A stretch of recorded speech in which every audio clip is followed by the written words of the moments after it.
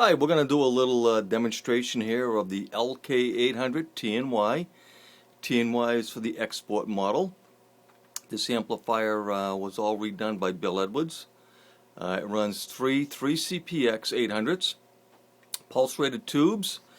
This amplifier here, the tubes were put in 2005 and hardly used really. It was a backup to a backup to a backup.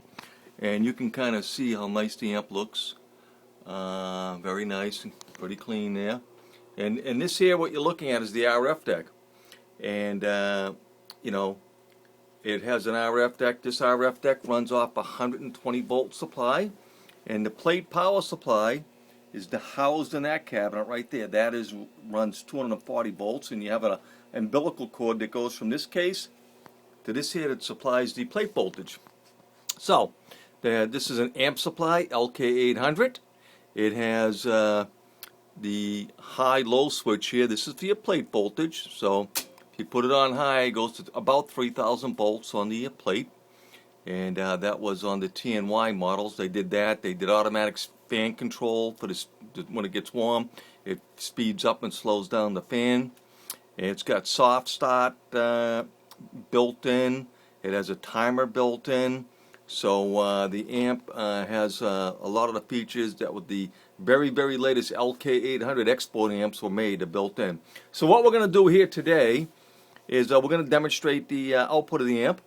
Right now it's tuned on 160 meters, and it's in standby. The green light's not on, and I'm going to come over here to some RF power monitors, and these meters are they read up to 5,000 watts. They have a low scale and a high scale. The green light here reads the low scale, so you're reading the actual numbers right there, 0 to 500. If the red light comes on, you multiply it by 10.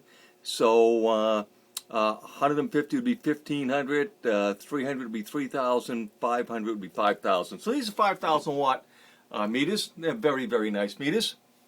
So first we're going to test with the amplifier on standby.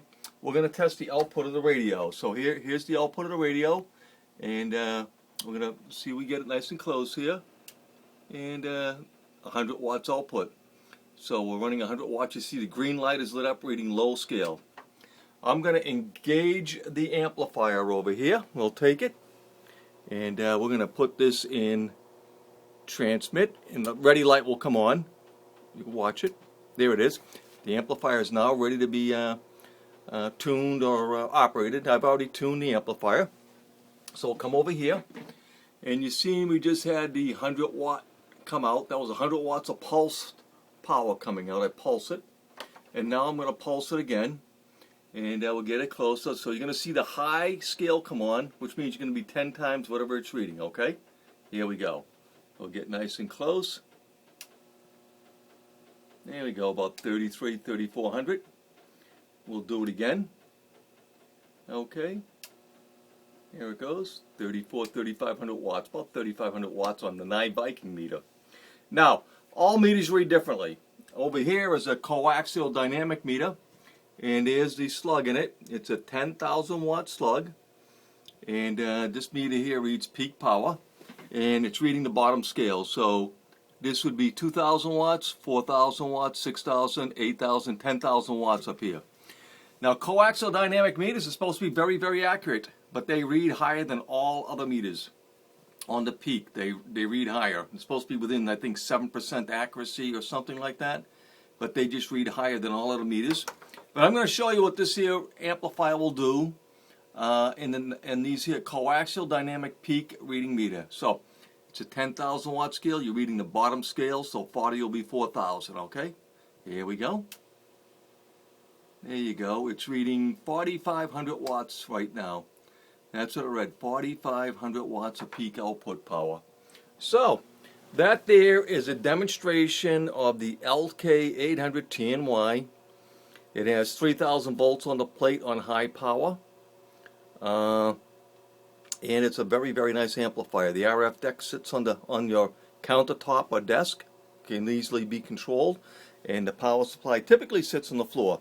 Now, one thing I do want to mention about these amplifiers here, these amplifiers were produced in the late 80s, And you know, these amplifiers have tuned inputs, but the tuned inputs, a lot of the radios back then in the 80s and stuff, they were tube type driven, and they weren't real fussy with the tuned inputs.